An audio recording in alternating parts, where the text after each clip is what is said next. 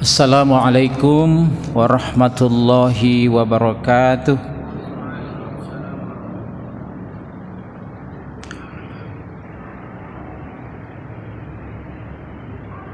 Innal hamdalillah nahmaduhu wa nasta'inuhu wa nastaghfiruh wa na'udzu billahi min syururi anfusina wa min sayyiati a'malina.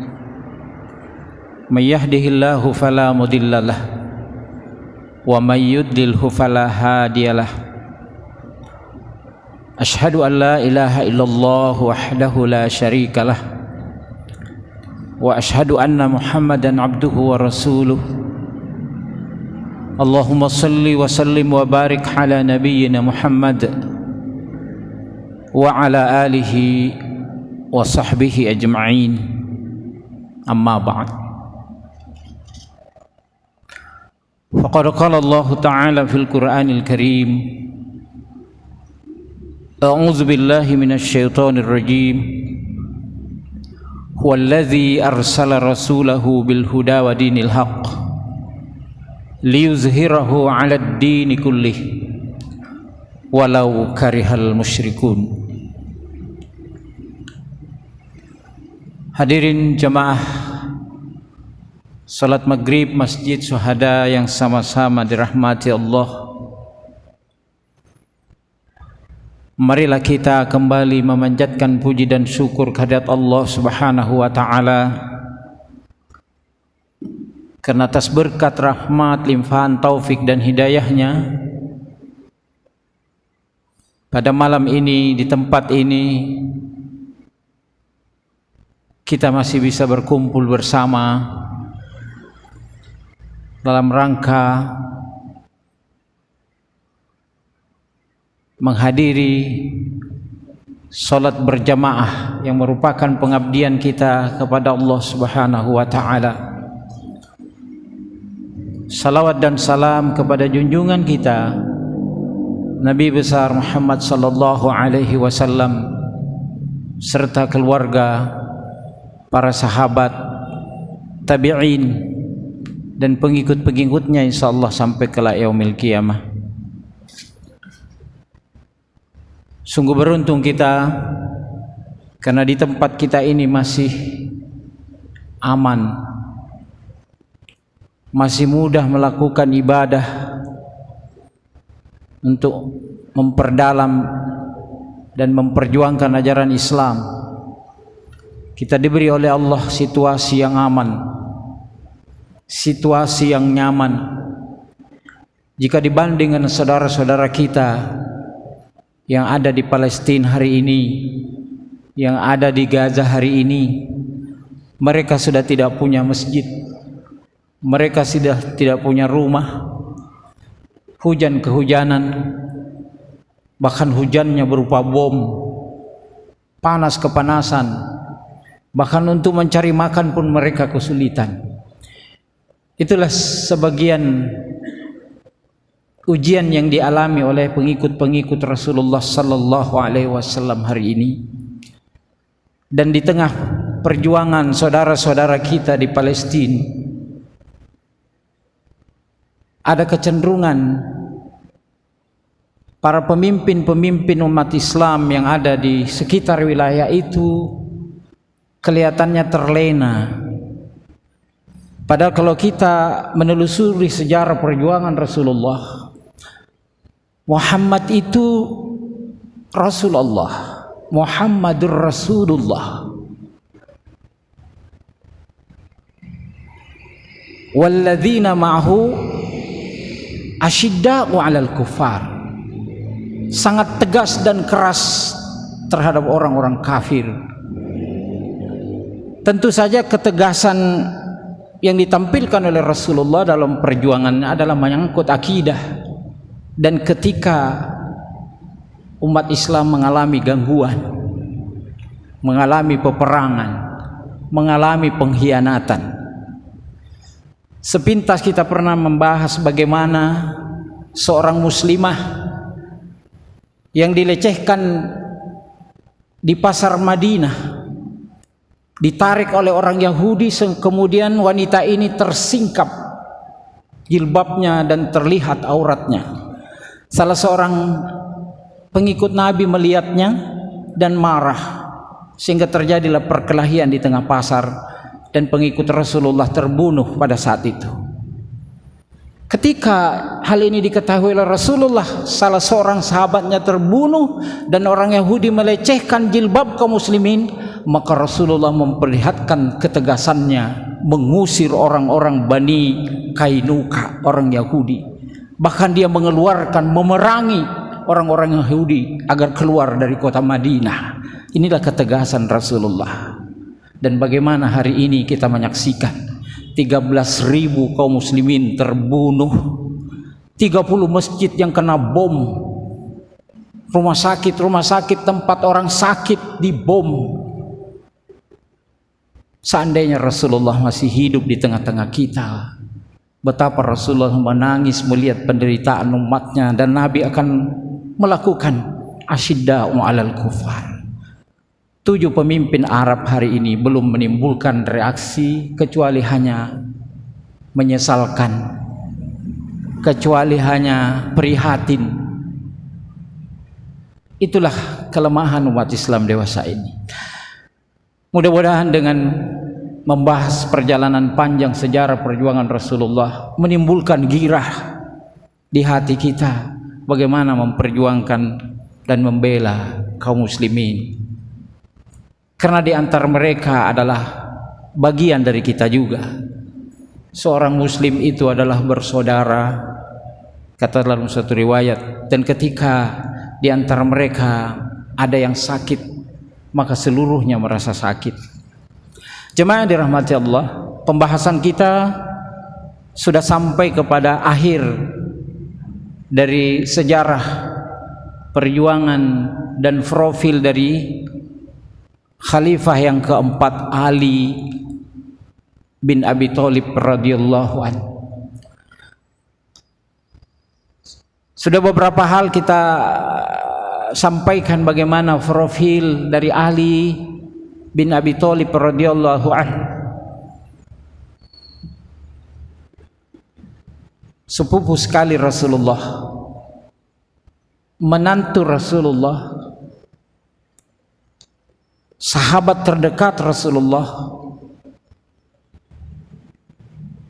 bersama-sama Rasulullah sallallahu alaihi wasallam dalam perjuangan beberapa perang, dan akhirnya beliau diangkat menjadi khalifah yang keempat pada tahun ke-35 Hijriah sampai 40 Hijriah. Berarti Ali bin Abi Thalib radhiyallahu an sempat memimpin kekhalifahan 5 tahun, dan di tengah-tengah kepemimpinan beliau selama 5 tahun itulah keadaan umat Islam mengalami goncangan yang luar biasa karena timbulnya fitnah-fitnah. Dan puncaknya ketika Utsman bin Affan terbunuh dan kota Madinah dikepung oleh orang-orang yang tidak senang dengan Khalifah Utsman bin Affan radhiyallahu anhu. Ada 1.500 orang dari Irak, dari Mesir, dan dari Syria memasuki kota Madinah. Sehingga ketika Utsman bin Affan wafat, terbunuh, maka disitulah kesulitan dihadapi oleh umat Islam untuk mencari pemimpin berikutnya. Dan di tengah-tengah kesulitan itulah salah satu alternatif untuk dijadikan sebagai khalifah, maka diangkatlah Ali bin Abi Thalib sebagai khalifah yang keempat. Meskipun dengan berbagai macam problematika kehidupan umat yang dihadapi pada saat itu. kontroversi atas pengangkatan Khalifah Ali bin Abi Thalib terus berlanjut. Bahkan timbullah perpecahan karena ada ketidakpuasan atas kepemimpinan Ali bin Abi Thalib ini. Kita ketahui terjadi perang Jamal, perang onta, sudah kita bahas sebelumnya. Padahal ini adalah istri dari Rasulullah sallallahu alaihi wasallam, Siti Aisyah, yang menggunakan onta harus berhadapan dengan Ali bin Abi Thalib yang juga menantu dari Rasulullah sallallahu alaihi wasallam, yang sama-sama dijamin masuk surga. Dan keduanya sebenarnya tidak sama sekali menginginkan terjadinya perang, tapi akibat fitnah yang berkembang pada saat itu, maka terjadilah hal-hal yang tidak diinginkan. Meskipun pada akhirnya Ali bin Abi Thalib mampu meredakan persoalan ini dan Siti Aisyah dipulangkan kembali ke Madinah. Nah, setelah peristiwa ini sebenarnya Ali bin Abi Thalib sudah memimpin kembali kekhalifahan dengan baik. Bahkan hampir semua daerah-daerah itu sudah menyatakan baiat, dukungan kepada Ali bin Abi Thalib. Tapi apa yang terjadi? Ternyata satu gubernur yang masih tidak mengakui kepemimpinan Ali bin Abi Thalib, dia adalah Muawiyah bin Abi Sufyan, putra dari Abu Sufyan. Dan Muawiyah ini cukup lama berkuasa di Syria pada saat itu, di negeri Syam. Bahkan beliau sudah diangkat menjadi gubernur itu sejak zaman Umar bin Khattab. Kemudian berlanjut pada saat Utsman bin Affan, dan beliau ada kaitan kerabat dekat dengan Utsman bin Affan. Kemudian sampai kepada Khalifah Ali bin Abi Thalib, gubernur Syam Muawiyah bin Abu Sufyan itu masih berkuasa di negeri Syam, khususnya di Syria hari ini. Apa yang terjadi? Ternyata Muawiyah bin Abu Sufyan ini tidak mau berbaiat kepada Ali bin Abi Thalib. Bahkan berkali-kali Ali bin Abi Thalib radhiyallahu an menyampaikan kepada Muawiyah agar membaiat Ali bin Abi Thalib, mengakui kekhalifahan Ali bin Abi Thalib. Tapi Muawiyah selalu mempersyaratkan. Muawiyah bersedia untuk membaiat Ali bin Abi Thalib kalau Ali bin Abi Thalib sudah mampu menemukan dan mengkisas siapa pembunuhnya Utsman bin Affan. Selesaikan dulu siapa pembunuh Utsman bin Affan itu. Karena memang keluarga dari Muawiyah bin Abu Sufyan ini berhak, karena dia cukup dekat dengan Utsman bin Affan kekerabatannya, sehingga dia berhak untuk melakukan kisas. Sementara Ali bin Abi Thalib radhiyallahu anhu sebagai khalifah meminta supaya dia dibaiat dulu, baru urusan pembunuhnya Utsman diselesaikan. Ini juga bisa dimaklumi karena betapa sulitnya Ali bin Abi Thalib mencari siapa sebenarnya pembunuh Utsman bin Affan, karena rumah Utsman bin Affan itu dikepung oleh ribuan orang, sehingga kesulitan mencari, dan sebagian dari mereka sudah menjadi pendukung Ali bin Abi Thalib. Sehingga pada zaman Ali bin Abi Thalib pusat kota yang tadinya ibu kota adalah Madinah, kemudian Ali bin Abi Thalib memindahkan ke Kufah. Kufah itu hari ini berada di Irak. Karena memang pendukung Ali bin Abi Thalib cukup banyak di Kufah. sehingga pusat ibu kota itu dipindahkan ke Kufah oleh Ali bin Abi Thalib. Sementara kita ketahui Abu Bakar, Umar dan Utsman itu menjadikan Madinah sebagai ibu kota. Tapi di zaman Ali bin Abi Thalib itu dipindahkan ke Kufah. Dan di sini juga Ali bin Abi Thalib nanti sempat mengerahkan pasukan 120.000. Dalam beberapa buku sejarah itu tercatat 120.000 itu di perang Siffin.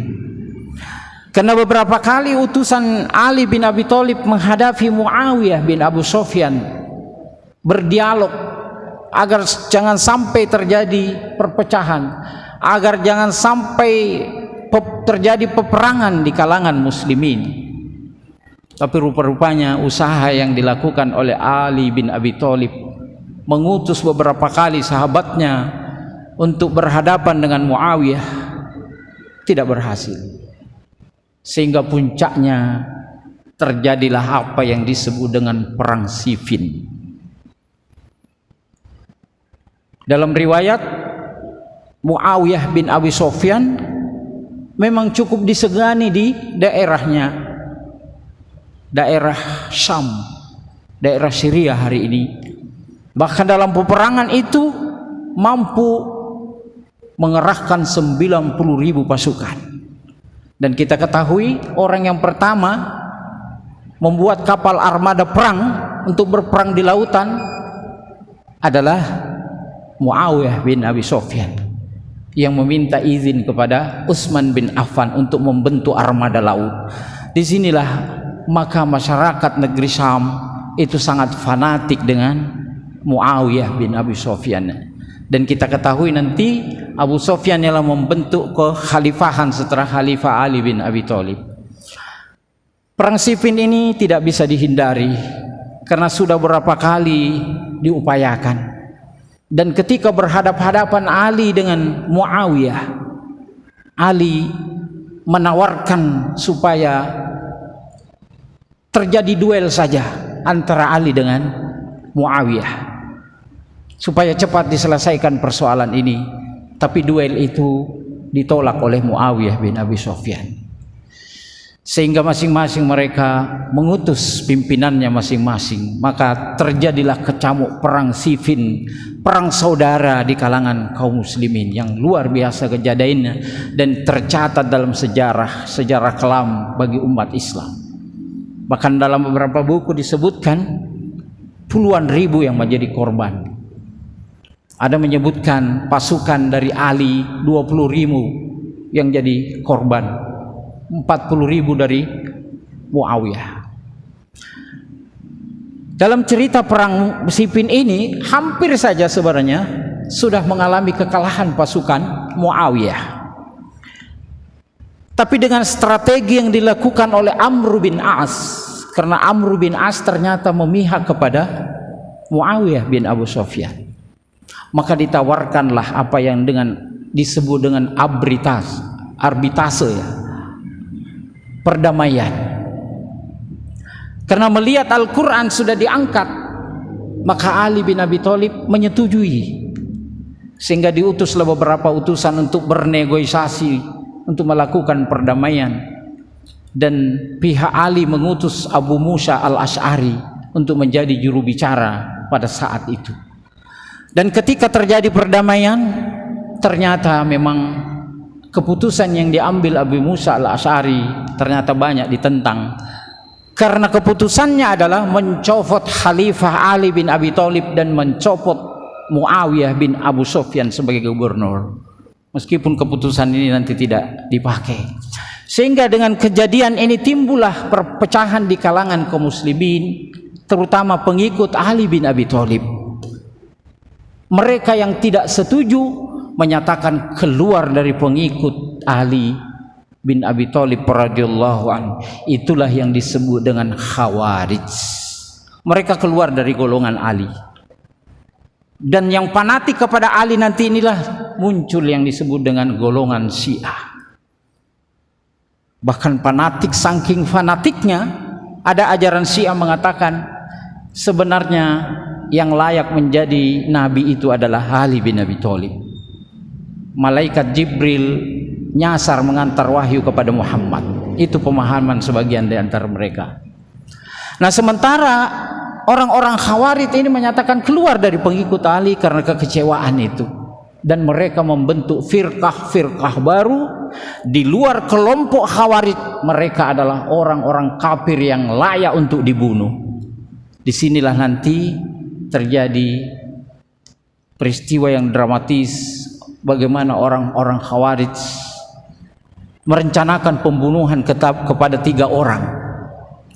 Meskipun kita ketahui setelah terjadinya perang Siffin ini, maka muncul golongan Khawarij ini sebanyak 12.000 orang. Nah, melihat fenomena seperti ini, karena mereka memusatkan kegiatannya di namanya perkampungan Nahrawan, maka Ali bin Abi Thalib mengerahkan pasukannya untuk menghabisi orang-orang Khawarij. Maka terjadilah perang yang disebut dengan Perang Nahrawan. Nah, Ali bin Abi Thalib sebagai khalifah pada saat itu tidak menginginkan ada kelompok-kelompok yang keluar dari golongan umat Islam.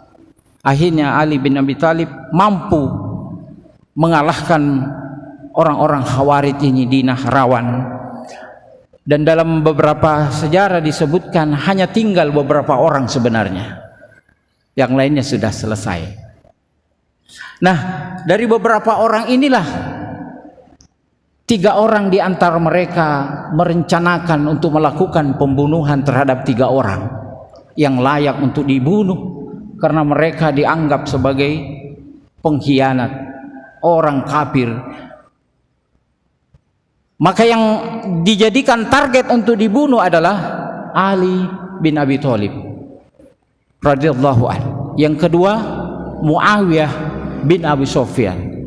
Yang ketiga adalah Amr bin As. Tiga-tiganya ini disepakati oleh 3 orang. Maka orang yang pertama akan menghabisi Ali bin Abi Thalib, orang yang bernama Abdurrahman bin Muljam. Abdurrahman bin Muljam. Kemudian orang yang mentargetkan untuk membunuh Muawiyah bin Sufyan namanya Barak bin Abdullah, dan yang akan menghabisi Amr bin As namanya Amir bin Barak At-Tamimi. Jadi ketiga orang ini sepakat untuk membunuh 3 orang ini karena ini dianggap orang yang melakukan pengacauan, melakukan keributan, dan ini halal darahnya menurut orang-orang Khawarij. Sehingga apa yang terjadi? Mereka merencanakan, dalam riwayat itu ada yang menyebutkan tanggal 17 Ramadan, ada yang menyatakan tanggal 21 Ramadan. Mereka bergerak untuk membunuh ketiga orang ini, dan ternyata apa yang terjadi? Cuma Ali bin Abi Thalib yang ketika keluar dari rumahnya menjelang sholat subuh, ketika terdengar suara azan, Ali bin Abi Thalib keluar dari rumahnya mengajak para sahabat-sahabatnya untuk melaksanakan ibadah sholat subuh di masjid. Maka disitulah orang yang bernama Abdurrahman bin Muljam menikam dada Ali bin Abi Thalib, dan alat tikaman yang digunakan memang sudah dibuatkan racun berminggu-minggu, dan memang berangkat dari negeri Syam menuju ke Kufah. Memang itu target utamanya. Meskipun ada riwayat mengatakan mereka sempat menikahi seorang wanita, dan ternyata orang wanita ini juga orang Khawarij, dan mereka minta supaya maharnya itu adalah kepalanya Ali bin Abi Thalib. Jadi sesuai dengan keinginan dari Abdurrahman bin Muljam, itu sesuai apa yang diinginkan oleh orang yang dinikahinya, sehingga terjadilah pembunuhan yang luar biasa. Dan kita ketahui Abdurrahman bin Muljam adalah orang yang alim, penghafal Al-Quran. Bahkan ketika terjadi Umar bin Khattab menjadi khalifah, Abdurrahman bin Muljam ini pernah diutus ke Mesir untuk mengajarkan Al-Quran, dan dibuatkan rumah yang cukup besar karena kemampuannya, karena jasanya pada saat itu mengajarkan Al-Quran. Tapi mereka menganggap di luar kelompok mereka adalah orang kafir, dan maksud tujuan untuk membunuh Ali bin Abi Thalib dalam rangka mencari ridha Allah. Itu pemahaman yang ada pada Abdurrahman bin Muljam. Sehingga ketika dia menyelesaikan pembunuhan terhadap Ali dan tertangkap, nanti dikisah, ternyata mereka tidak bertobat dan tidak menyesal, karena mereka menganggap apa yang dia lakukan, membunuh sahabat Rasul, membunuh menantu Rasulullah, itu adalah bagian dari mencari ridha Allah Subhanahu wa taala. Inilah pemahaman yang sangat berbahaya. Mereka menganggap sesama muslim kalau sudah tidak sesuai dengan pemahaman mereka, mereka adalah orang kafir yang halal darahnya untuk dibunuh. Nah, bagaimana dengan Muawiyah? Muawiyah bin Abi Sufyan pada saat itu ternyata ditikam oleh Barak bin Abdullah, itu hanya mengenai tangannya, sehingga mereka selamat, dan Barak bin Abdullah tertangkap. Kemudian bagaimana dengan nasib Amr bin As, sahabat Rasulullah yang juga dijamin masuk surga? Itu juga ternyata pada subuh hari itu Amr bin As tidak keluar menjadi imam solat, dan diserahkan, diwakilkan kepada orang yang bernama Harizah. Maka Harizah inilah yang terbunuh. Inilah peristiwa yang tragis dalam perkembangan sejarah umat Islam ketika Khalifah Ali bin Abi Thalib mengakhiri kekhalifahannya dan wafat, terbunuh oleh orang yang mengaku Islam sendiri, yakni Abdurrahman bin Muljam. Untuk menjaga kerahasiaan agar, karena masih terjadi kekacauan pada saat itu, sampai-sampai hari ini pun masih sulit di mana makamnya Ali bin Abi Thalib hari ini. Beda dengan makamnya Abu Bakar dan Umar, itu bisa kita langsung lewat di makamnya Rasulullah sallallahu alaihi wasallam, karena ada tertulis di situ Abu Bakar Muhammad Umar bin Khattab. Makamnya berdekatan dengan Rasulullah. Kemudian makamnya Utsman bin Affan juga bisa kita saksikan ketika kita berada di Baqi, karena disitulah makamnya Utsman bin Affan yang hanya terlihat sebuah batu, gundukan batu yang cukup besar, tapi mereka orang-orang Arab mengetahui itu adalah makam dari Utsman bin Affan. Bagaimana dengan Ali bin Abi Thalib? Banyak yang berkesimpulan bahwa makamnya Ali bin Abi Thalib itu ada di Kufah, karena di situ sering diziarahi oleh orang-orang Syiah. Tapi kepastian apakah di situ makam dari Ali bin Abi Thalib, wallahu a'lam. Karena memang dirahasiakan pada saat pemakamannya, karena dikhawatirkan makamnya akan dibongkar oleh musuh-musuhnya. Jemaah yang dirahmati Allah, inilah peristiwa dan bagian akhir dari kisah perjuangan Khalifah Ali bin Abi Thalib dalam menegakkan dakwah Islam di atas permukaan bumi ini. Dan tentu cerita ini terus tercatat dalam beberapa referensi sampai hari kiamat nanti, tetap akan menjadi kajian bagi umat Islam betapa berat perjuangan pengikut-pengikut Rasulullah sallallahu alaihi wasallam. Dan setelah peristiwa ini, maka kekhalifahan diserahkan kepada putra Ali bin Abi Thalib yang bernama Hasan. Tapi setelah 6 bulan Hasan pun sudah tidak bersedia lagi menjadi khalifah, maka pada saat itulah diserahkan kepada Muawiyah. Akhirnya Muawiyah lah yang berkelanjutan nanti mengembangkan bagaimana sistem pemerintahan yang dari khalifah menjadi kerajaan selama 90 tahun. Itu yang disebut dengan kekuasaan Bani Umayyah.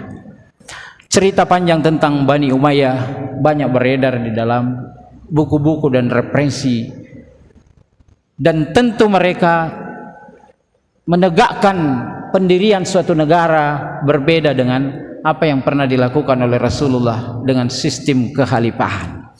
Nanti timbullah apa yang disebut dengan sistem kesultanan, sistem keturunan, kerajaan dan lain sebagainya.